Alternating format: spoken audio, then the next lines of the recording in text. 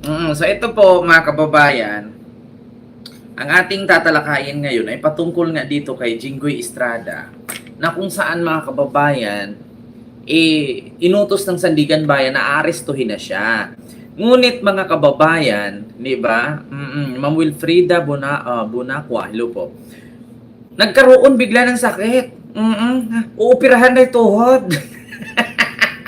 Makabukas niyan mga kababayan, nag-scratches na yan. Tapos biruin mo kanina, pumunta sila sa Sandigan Bayan para magpiyansa doon sa kaso niyang, ano ba yung isa, malversation ba yon o graft, no? Ngayon, mga kababayan, merong babae, di ko sure kung anak niya yun o asawa niya yun, nagwawala-wala bigla. Tapos itong mga security niya ang tatapang. Hindi inisip ng mga security niya na yung mga binayad din yung tax dyan ay ninakaw ni Jinggoy. Di ba?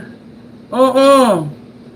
Di ba, mga kababayan, nagtatapang ng kanyang ng kanyang mga security guard, pati yung asawa niya may pasigaw-sigaw pa doon sa anak. Oo. May pasigaw-sigaw pa yung anak niya. Akala mo naman hindi magnanakaw ang tatay niya. Di ba? Oh, ako lakas ng loob ko talagang sabihin magnanakaw ang tatay mo kasi may warrant siya. Oo, at makukulong siya. Di ba? Ay, Diyos ko naman. Ito po, mga kababayan, ako, pakinggan po natin ha, mga kababayan, itong post na kung saan ay, saan na ba yun? Mga kababayan, ito po, mga kababayan, nakalagay po dito na si Jinggoy Estrada, ayan, ay wait lang ha, mga kababayan, wait lang. Kapansin-pansin din na mula ng magpalit ng liderato sa Senado, naging mabilis ang pag-usad ng mga kasong kinakasangkutan ng ilang miyembro ng majority bloc. Ayan, nagpost si Jinggoy Estrada. Mga kababayan, kapansin-pansin daw, mula nung pinalitan daw ng liderato, ang Senado ay naging mabilis ang pag-usad ng kasong kinasangkutan ng ilang miyembro ng majority bloc. Senator Jinggoy, kailangan pa bang i-memorize yan? Di ba ang sabi ni PBBM, dapat nung Pasko pa kayo arestuhin eh. Dapat nga, di ba? Oo, dapat nga January tapos na kay lahat eh. Oh, so anong gustong mangyari ni Jinggoy ngayon mga kababayan? So anong gusto ni Jinggoy ngayon? Siya biktima. Kasi inaresto siya. So anong mangyari ngayon? Pinagkaisahan sila. Ito yung gustong iparating ngayon itong mga DDS politician, mga kababayan.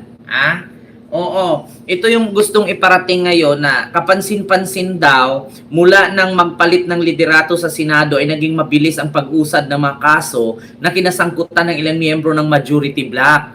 Tanga, Jinggoy. December pa lang dapat, sabi nga ni PBBM, magpapasko kayo sa kulungan. Pero sinigurado ni Boying na hindi kayo makakalaya. So ito mga kababayan, sabi ni Jinggoy, kapansin-pansin daw na mula nang nagpalit ng liderato ang Senado naging mabilis ang pag-usad ng mga kaso. Kapansin-pansin nga rin din Jinggoy eh. Noong hindi ka pa kinasuhan, ang lakas-lakas mo eh. Ngayon bigla ka nagkasakit sa tuhod eh. 'Di ba? Bigla kang operahan sa tuhod eh. Yan din, yan Jinggoy. Kung nagtataka ka na nagpalit ng liderato ang Senado ay ang bilis ng usad ng kaso, kami nagtataka rin. Putang ina naman, Jinggoy, kalakas-lakas mo. Tapos ngayon, nung may warrant ka at arestuhin ka na, bigla kang nagkasakit sa tuhod. Jinggoy, ang bilis mong ribatan. Katangahan, kabubuhan yan. Walang maniniwala sa'yo, Jinggoy. Bakit? Nakulong ka na noon 2 beses, pangatlo mo na yan. 'Di ba? Nagtaka ka pa kung bakit ang bilis ng usad ng kaso nyo? Putang ina, sinabi ni PBBM yan, magpapasko kayo sa kulungan. Kaso lang, ayaw ni Boying kasi gusto ni Boying pulido, solido ang kaso nyo. Tapos ngayon, nagtaka din kami, Jinggoy. Bakit nagkaroon ka ng sakit sa tuhod? Anyari? Diba? Sa mga supporter ni Jinggoy, may tanong nyo. Di ba kalakas-lakas yan? Sumugod pa nga yan dyan sa barangay dyan sa San Juan eh. Nag-iikot-ikot pa nga. Tapos ngayon nung nagkaroon ng warrant, biglang nagkaroon ng operasyon sa tuhod. Utang ina. Sige, tanungin ko kayo. Kamakailan lang nakiusap si Jinggoy na mag-abroad? Bakit wala kang sakit sa tuhod? Tapos ngayon nung aarestuhin, biglang nagkaroon ng sakit sa tuhod? Sige nga. Sige nga, ilang beses si Jinggoy pabalik-balik sa Sandigan Bayan na payagan siyang makalabas ng bansa. Bakit hindi niya idinahilan na may sakit siya sa tuhod at operahan siya? Bakit ngayon bigla niyang idinahilan kasi uhulihin siya? Yun ang tanong mga kababayan. Kapansin-pansin daw, mula ng pagpalit ng liderato ang Senado, naging mabilis ang pag-usad ng kasong kinasangkutan ng ilang miyembro ng majority bloc. Jinggoy, nagtaka ka pa. Kami nga nagtaka nga rin kami, bigla ka nagkasakit sa tuhod, pero nung kamakailan lang, ilang last month lang yun, nakiusap ka, lumabas, mamasyal. Saan ka nakakita? Kung may sakit ka sa tuhod, bakit mas piliin mong mamasyal? So anong gusto mo doon? Mamasyal ka, nakasakay ka ng wheelchair? Namasyal ka pa kapagod-pagod, itulak-tulak lang pala sa wheelchair. Di ba? Kami nga, nagulat kami, nagkaroon ka ng operasyon sa tuhod Di ba? Hindi ka na magtaka. Sa inilabas na statement ni Jinggoy Estrada, question niya ang aniyay mabilis na pag-usad ng kasong kinasangkutan ng ilang miyembro ng mayorya mula nang magbago ang liderato ng Senado. Kami nga rin, nagtataka din kami, Jinggoy. Kalakas-lakas mo. Kamakailan lang, siguro last 2 months, nakiusap kang lumabas ng bansa kasi mamasyal. Tapos ngayon, nung nalaman namin na arestuhin ka na sa utos ng Sandigan Bayan, bigla kang nagkaroon ng operasyon sa tuhod. Jinggoy, sinong papaniwalaan namin? Ikaw? O kami? Natural kami. Di ba? Yan ang katotohanan, mga kababayan. Nagtaka ka pa, Di ba? Ito yon mga kababayan, yung sabi ni Junvic Rimulya. Ito yan. Ang concern niya ay yung tuhod niya na kailangan ng knee replacement. Ano bang gusto mong ipalit dyan? Paan ng baboy, paan ng baka, paan ng kalabaw. Sabi ko, it's beyond our jurisdiction. Sa Sandigan Bayan na lang siya magpaliwanag. Sabi ni Junvic Rimulya. Kita mo yan? Kamakailan lang nakiusap ka. Pinanlaban mo pa nga sa Sandigan Bayan na payagan ka makapasyal ng Japan. Tapos ngayon, nagkaroon ng biglang operasyon sa tuhod. Ano yun, Jinggoy? Ano yun? Sinong pinagluloko mo? Sinong pinagluloko? Mga kababayan, niwala ba kayo? Tigil-tigilan nyo kami. Ginawa na ni Gloria yan noon. May pa-bracket-bracket sa liig. Ito po, mga kababayan. Ito ngayon, mga kababayan, ang nilagay. Ito ABS-CBN News yan 6 hours ago. Ayan. Sandigan Bayan orders arrest of Jinggoy Estrada. Ayan na mga kababayan, Sandigan Bayan na yan. Breaking, the Sandigan Bayan 2nd Division has issued warrants of arrest and hold departure orders against Senator Jinggoy Estrada, DPWH Secretary Manuel Bunuan. The Anti-Graft Court's 2nd Division cleared by presiding Justice Geraldine Icong handless Estrada graft case over his alleged involvement in the flood control kickback scheme. The court set at 90,000 bail for each accused. 90,000, pero sa plunder, mga kababayan, sa plunder, mga kababayan, wala siyang piyansa doon.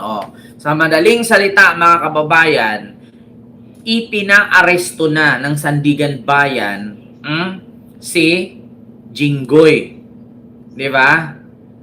If it is in Ilonggo, di poga, di ma'am di poga ni, Tatsuke, Japan, di poga, lintian, ginapakatikalon nito animal, lipising yawa, tong bilatibay, di poga, biroin mo biroin mo totoo, neng, kita mo na, sabi niya sa ato, na kuan daw, pumupunta daw siya sa abroad, nakipag-diskusyon pa siya sa Sandigan Bayan last 2 months, kay gusto daw niya mapunta sa Japan, di po galindian, kay gustong magpasyal sa Japan, di po karon ng gilabas na ang order na arestuhin na siya ng Sandigan Bayan, abay di po biglang nagdeklara may operahon daw ng tuhod niya, di po butikalon ng animal pisting yawa, biroin mo, pasabi-sabi ka pa noon, pupunta ka ng Japan, tapos humiling ka pa resolusyon doon na payagan ka, hindi pumayag si Boying, tapos ngayon di puga,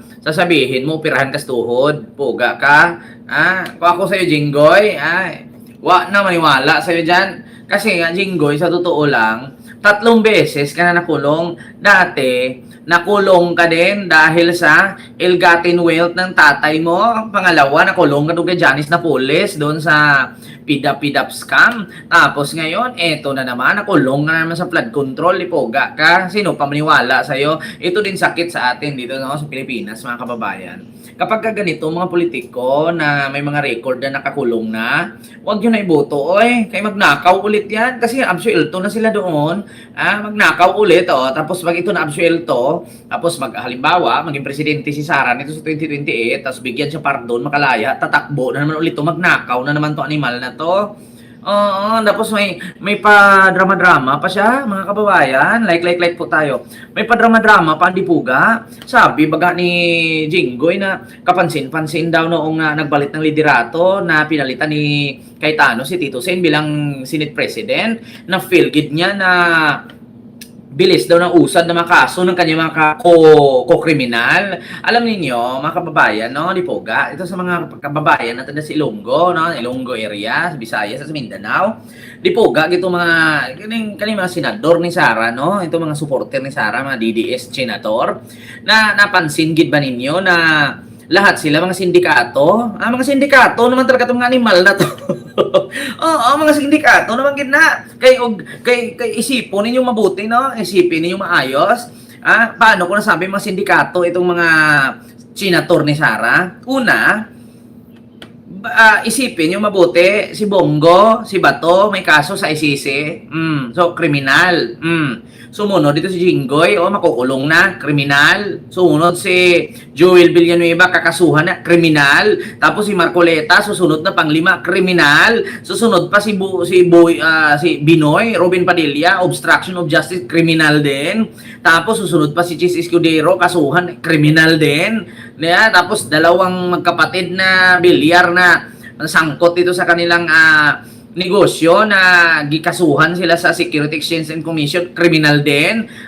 Di poga, 11 sila, dalawa lang dito. Ito rin si Pia Cayetano, sangkot din sa mga donor ni Pia Cayetano sa kanyang campaign fund doong 2025. Ay mga may-ari ng mining company, mga direktor nga yung iba, mga contractor pa, di poga. So ang matira sa kanila si Alan Cayetano na lang. Kasi ito namang si Ligarda, ang anak din, meron ding multa na 24 billion sa Department of Energy, di poga, lahat ng mga kababayan. Kaya nga natawag ko itong mga DDS senator na to, yung mga DDS senator, mga ano yan, mga sindikato yan, ano ba tawag ninyo dyan? Halos naman lahat sila, puro may mga kaso, di ba? Napansin nyo baga, mga kababayan? Mga dipoga, mga lintian, mga tikalon, mga hayop. Lahat sila, sindikato, puro may kaso. Magulat na lang na tayo, gidampot na sila isa-isa. Di ba? Mga kababayan. Ay, Diyos ko. Only chairpersons. Kaya dipoga, mga kababayan, nagtaka daw si Jinggoy, kapansin-pansin daw. Mula nung pinalitan ni Cayetano si Tito Sen, sunod-sunod daw sila nakasuhan. Jinggoy, hindi na din po kami nagtaka na ikaw kalakas-lakas ng loob mo ngayon bigla ka nagkaroon ng sakit sa tuhod. Ano yan? Alam nyo, sa totoo lang mga kababayan, natatawa ako minsan mag-isip eh. Sabi ko talaga, sa bagay, artista naman kasi ito si Jinggoy noon. Sama-sama ni Judean yan eh. Kuyog-kuyog, manggin ni Judean na mag-gira-gira sila doon sa panahon ni Fernando po. Tapos yung tatay din niya doon, boxing yan na gaganon-ganon. Yan sila dalawa ni Fernando po. Kasi Erap. Extra pa nga doon si Manny Pacquiao. Yung buhok ni Manny Pacquiao nakaganon pa nga noon yun. Tapos sabi niya, para sa'yo, ang laban na to, hindi ako susuko, isisigaw ko sa mundo para sa'yo. Diba? Mga kababayan, kaya hindi na ako nagtaka. Kapag artista ang magiging senador, either kawatan, walang kwenta. Dalawa lang naman yan, mga kababayan. Kapag artista ang naging senador sa Pilipinas, either kawatan, o walang kwenta. Kita nyo mga kababayan, sabi dito, second time around. This time dapat forever na. Hindi po, sa mga hindi nakakaalam 3 beses na po si Jinggoy nakulong. Una, naalala ninyo, yung ill-gotten wealth ni Erap, kasali si Jinggoy na inaresto noon. Pangalawa, yung FIDAP, no? FIDAP ni Janet Napoles. Ito, pangatlo na ito, mga kababayan.